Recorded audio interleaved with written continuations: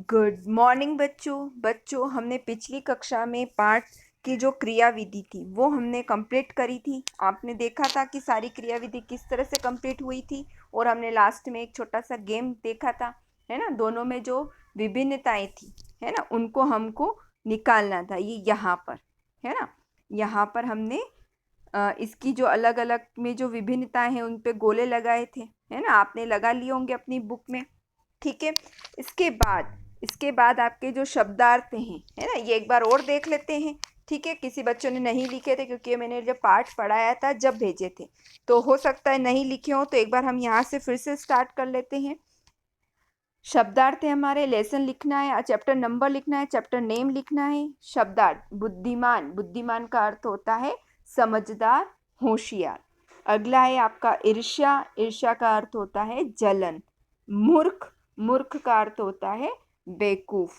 अगला है आपका सूझबूझ, सूझबूझ का अर्थ होता है समझदारी। अगला शब्द है आपका सर्वत्र, इसका अर्थ होता है सब जगह। बेहद, बेहद का अर्थ होता है बहुत।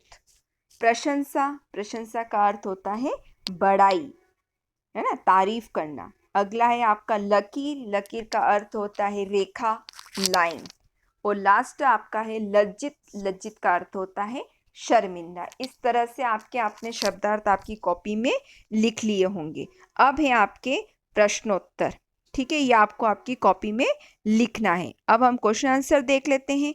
क्वेश्चन नंबर 1 है आपका, अंश सबको प्रिय क्यों था? क्या कारण था कि अंश सबको बहुत अच्छा लगता था? तो उत्तर है अंश कक्षा में सबसे बुद्धिमान छात्र था, इसलिए वह सबको प्रिय था।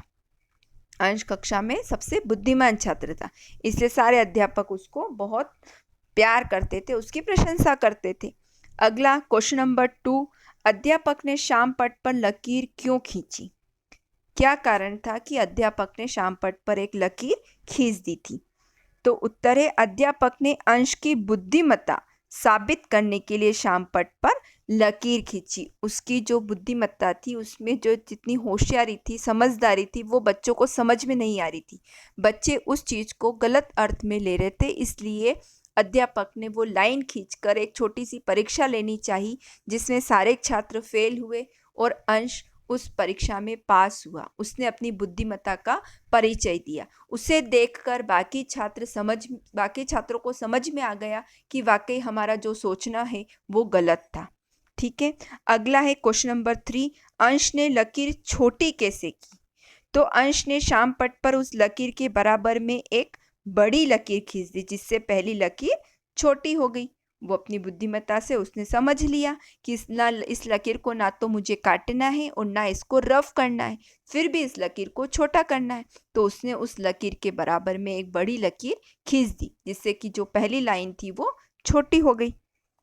अगला है आपका क्वेश्चन नंबर 4, प्रणव ने अंश से क्षमा क्यों मांगी?